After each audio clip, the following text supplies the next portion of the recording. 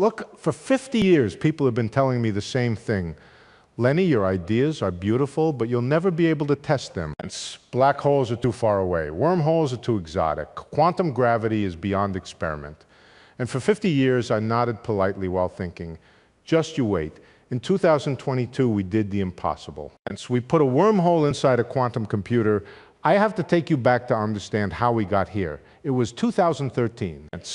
Juan Maldacena and I were wrestling with something that had been bothering me for years, the connection between entanglement and space-time.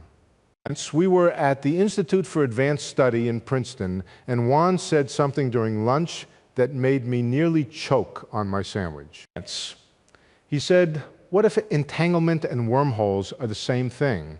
Now, Juan is one of the most careful physicists I know. He doesn't say wild things lightly, but this sounded completely crazy. Entanglement, this quantum mechanical phenomenon where particles remain connected across any distance, and wormholes, these tunnels through space-time that Einstein and Rosen discovered in 1935. It's the same thing, but the more we talked, the more it made sense. And by the end of that lunch, we had the outline of what became the ER-EPR conjecture. Einstein-Rosen equals Einstein-Podolsky-Rosen. And wormholes equal entanglement. Here's the thing, though, and this is what drove me crazy for the next decade. How the hell do you test something like that? You can't exactly build a wormhole in your garage, and the nearest black hole is a few thousand light years away, give or take. But I kept coming back to an idea. What if we didn't need an actual wormhole? What if we could create a quantum system that behaves exactly like a wormhole would behave? A system where the mathematics is identical, where the dynamics are the same, but instead of curved space-time, we're using qubits in a quantum computer. This is where my collaborator, Adam Brown, comes in. Adam is one of these young physicists who makes me feel both inspired and old. He understood immediately what I was getting at. And he had the technical chops to make it work.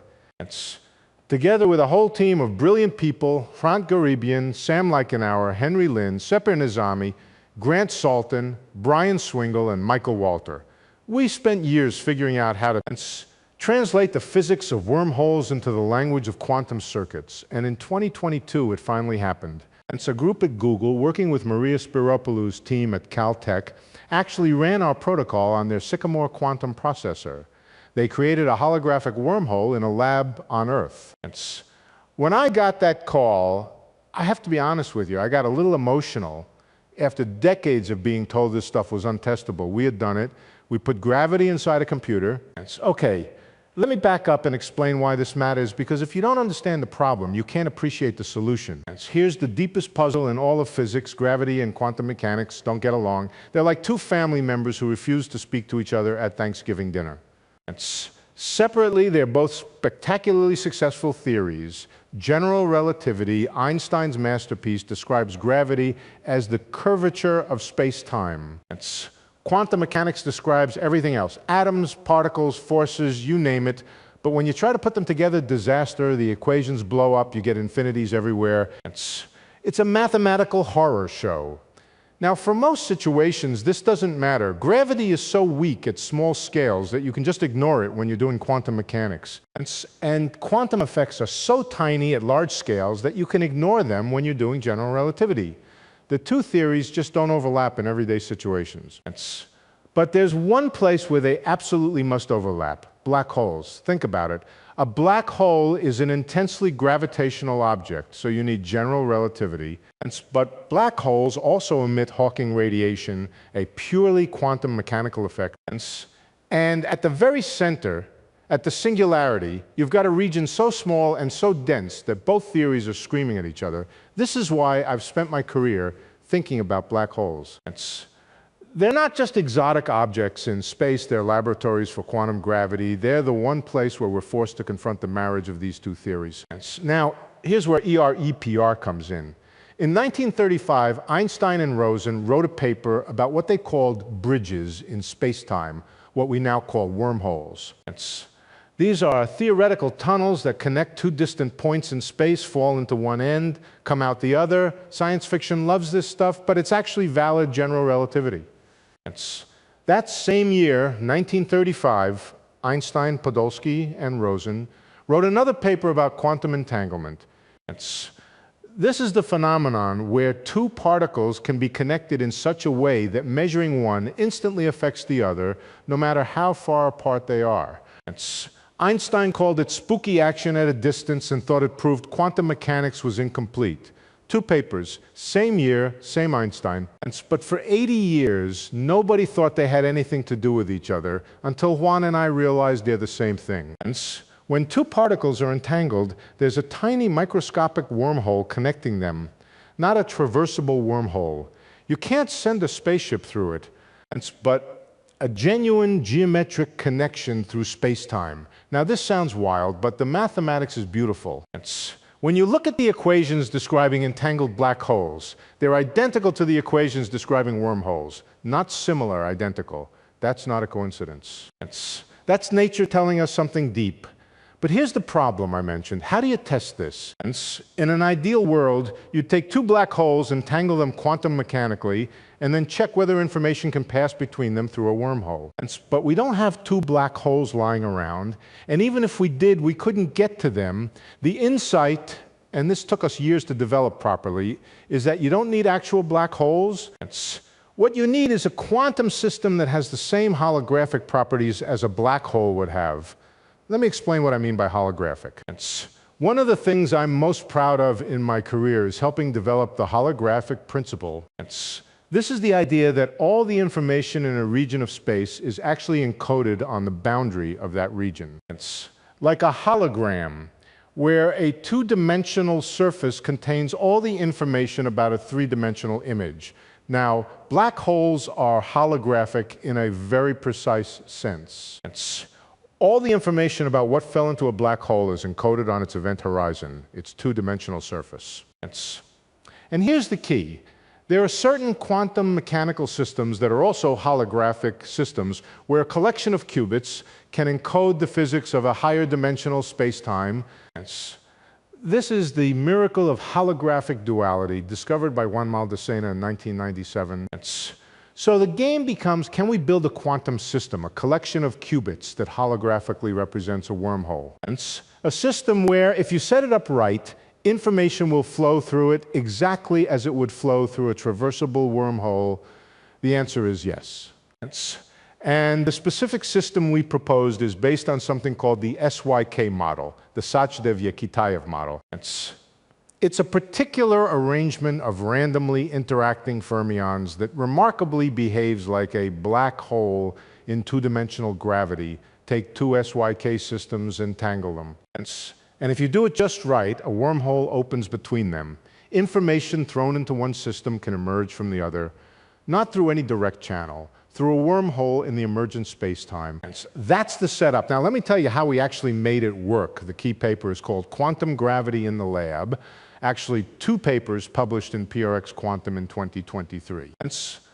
My collaborators and I laid out the entire theoretical framework. Here's the core insight. There's a particular phenomenon that happens in wormholes called traversability.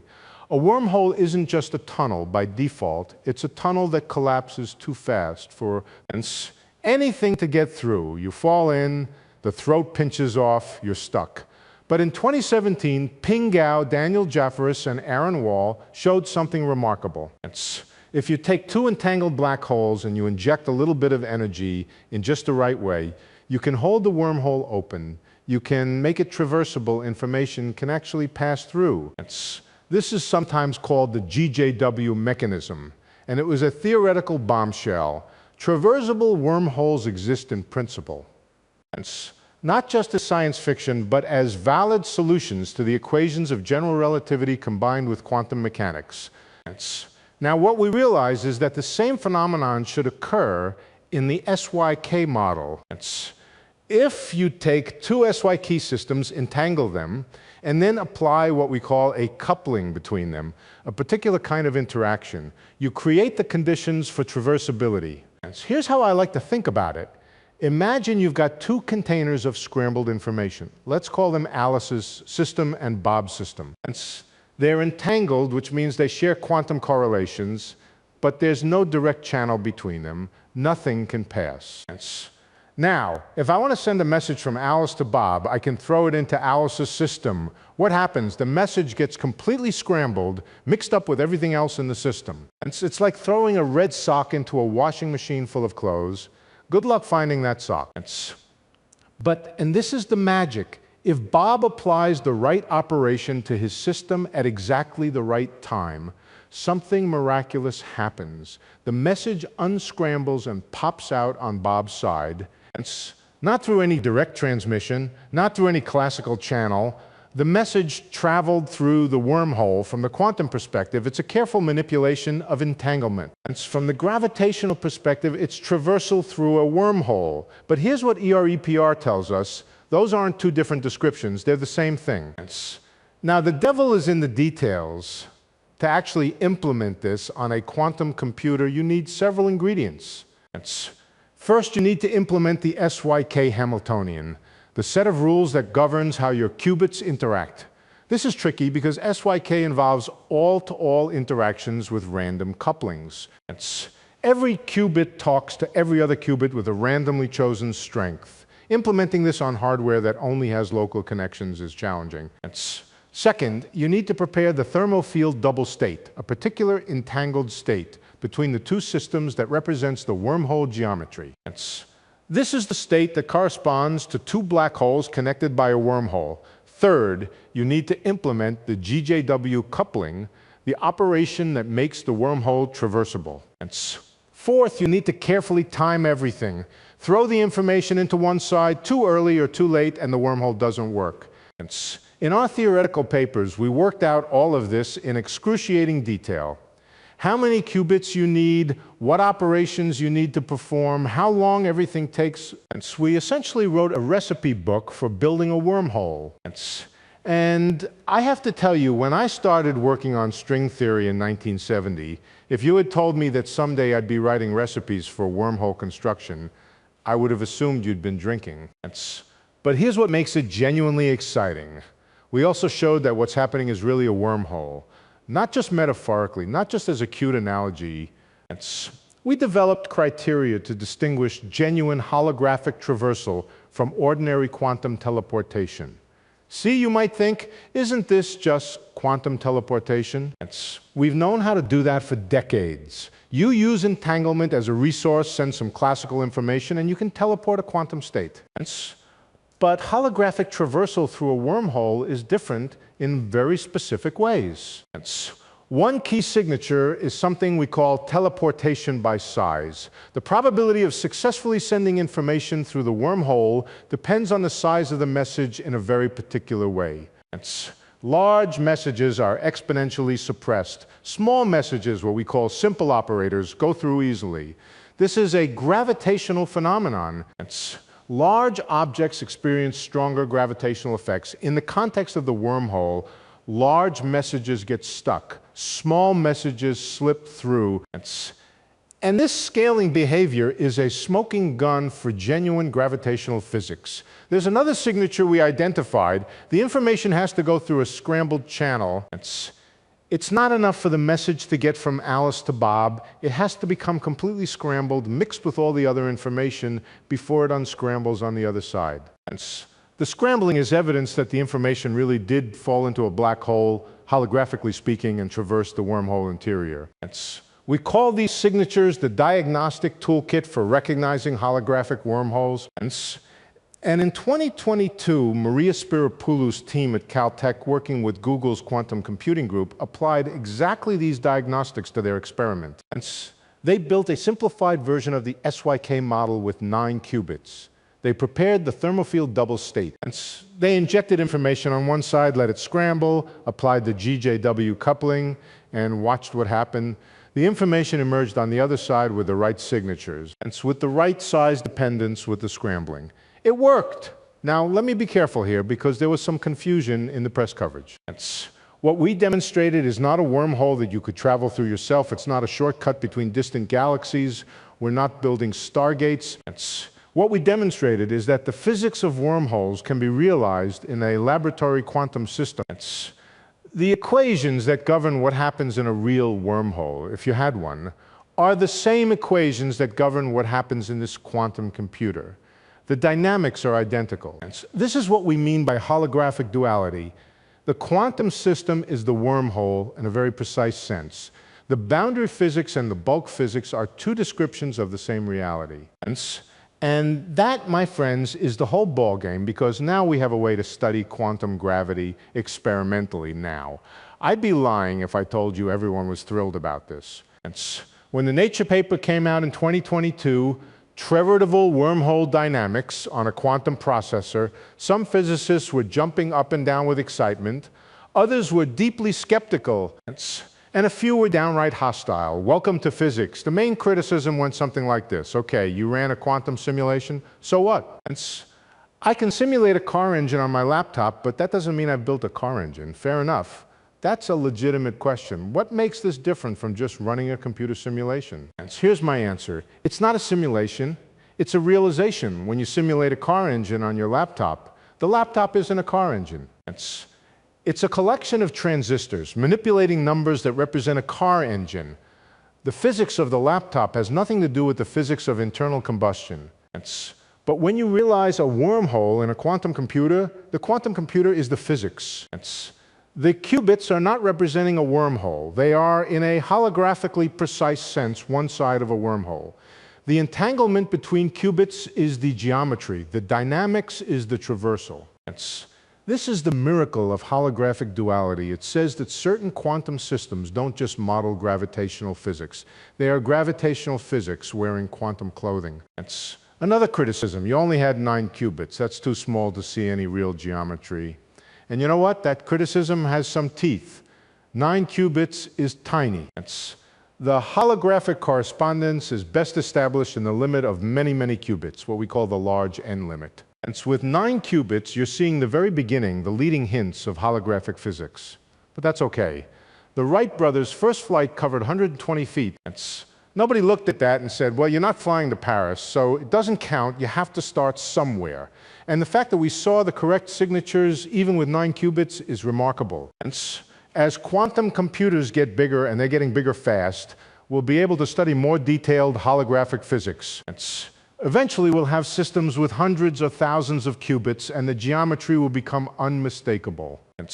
There was also some confusion about whether we had demonstrated real wormholes versus simulated wormholes. This goes back to a philosophical question about what reality means in the context of holographic duality. In the holographic picture, there's no fundamental distinction between real space-time and emergent space-time. Space-time itself is a holographic projection.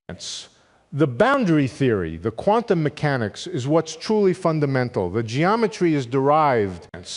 So when we create a holographic wormhole in a quantum computer, we're not creating a fake wormhole as opposed to a real one. We're creating the same kind of wormhole that exists everywhere in nature. The only kind of wormhole, one that emerges from quantum entanglement. Between you and me, I think some of the skepticism came from sour grapes. For decades, string theory and quantum gravity have been criticized as untestable, unscientific, purely mathematical fantasies. Lee Smolin wrote a whole book about it. And here we come, showing that you can actually test these ideas in the lab. That doesn't sit well with some people, but the physics doesn't care about people's feelings. The signatures we predicted were observed, the theoretical framework we developed. The connection between SYK, holography, and traversable wormholes works. The experiment validated the theory. Since 2022, there have been follow-up experiments. More qubits, better error correction, more sophisticated protocols. The field is accelerating. What was once pure theory is becoming experimental physics. I'm particularly excited about the work being done at several quantum computing labs, Google, IBM, and others, to push toward larger holographic systems. There's a group at Harvard working on analog quantum simulators for SYK. There are people using trapped ions, superconducting qubits, photonics. This is becoming a real experimental field, experimental holographic quantum gravity. I never thought I'd say those words. So where do we go from here? What can we actually learn from quantum gravity in the lab? Here's what keeps me up at night, in a good way. First, the firewall problem. In 2012, Almheri, Murov, Polchinski, and Sully published a paper that challenged everything I thought I understood about black holes. They argued that the event horizon can't be smooth, that an observer falling into an old black hole would hit a firewall of high-energy particles and be incinerated. This seemed to contradict everything I'd said about black hole complementarity. For a while, I didn't know how to respond. Eventually, we developed complexity theoretic arguments that suggest firewalls are possible in principle, but computationally impossible to create in practice. The number of operations required is exponential in the entropy of the black hole, a number so large it would take longer than the age of the universe, even for a computer made of the entire universe. But these are theoretical arguments. What if we could actually test them? With quantum gravity in the lab, we might be able to, we can construct holographic systems that correspond to old black holes that have been evaporating for a long time. We can look at the structure of the emergent horizon. We can probe whether firewall-like signatures appear. This is no longer fantasy. This is a research program. Second, the complexity equals action conjecture. This is another idea I developed with Adam Brown. The notion that computational complexity in the boundary theory equals gravitational action in the bulk. Black holes are not just thermodynamic systems, they're the fastest computers in nature. We've already done some preliminary tests of this conjecture using small quantum systems. The scaling behavior looks right, but with larger systems, we could do precision tests. We could actually measure the rate of complexity growth and compare it to predicted gravitational action. Third, and this is speculative, we might learn something about de Sitter space, the geometry of our own accelerating universe. Most of holographic duality deals with anti-de Sitter space, which has a boundary at infinity and behaves nicely. De Sitter space, the space we actually live in, is much harder. It has a cosmological horizon. It doesn't have a nice boundary. I've been working on de Sitter holography for years now, and honestly, it's frustrating as hell. The theory keeps slipping through our fingers, but there are hints, connections between the SYK model and de Sitter space that suggest quantum computers might help us understand our own cosmos. Finally, there's the question of quantum error correction and space-time. We're beginning to understand that space-time geometry is a kind of quantum error correcting code. The bulk geometry is encoded in the boundary in such a way that local errors can be corrected. This is how black holes preserve information, even while scrambling it to oblivion. It's encoded holographically in a way that's protected against errors. This connection between quantum error correction and gravity is one of the hottest areas in theoretical physics right now, and it's directly testable in quantum computing experiments. You know, when I started in this field, we didn't have any of this. String theory was a mathematical game. Black holes were abstract objects in space-time. The idea that you could put wormholes in a computer would have seemed absurd, but physics has a way of surprising you. The abstract becomes concrete, the theoretical becomes experimental. And the questions that seemed unanswerable turn out to have answers, if you're patient enough and clever enough. Let me leave you with a thought. My father was a plumber in the South Bronx. He used to tell me, the universe doesn't give a damn what you think it should be. It is what it is. Your job is to figure it out. Good advice from a guy who spent his life fixing pipes. For most of my career, quantum gravity was this beautiful mathematical structure that had nothing to do with experiment. We built these incredible theories, string theory, holography, ADS-CFT, and then we just had to believe they were true because the mathematics was compelling. We couldn't test them. That era is ending. Quantum computers are giving us a window into quantum gravity, not a perfect window, not yet, but a real one.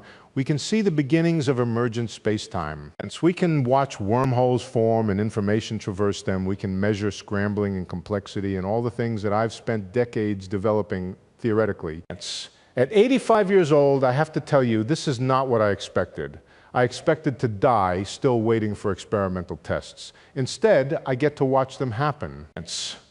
I get to see my theories compared to data, real data from real machines. That's a gift, and I think the best is yet to come. The quantum computers we have now are primitive, they're noisy, they're small, they make errors, but they're getting better every year. In a decade, we might have systems with thousands of coherent qubits in 2 decades, who knows? The universe has been hiding its secrets in black holes and wormholes and the fabric of space-time. And now finally we have a way to ask nature directly, how does gravity work at the quantum level? The answer is going to be beautiful, I'm sure of it. Now, if you want to understand more about the ER-EPR conjecture, the idea that every entangled pair of particles is connected by a wormhole, I've got a whole story to tell you about that. How Juan Maldacena and I figured it out, why it just might be the deepest idea in all of physics, but that's for next time.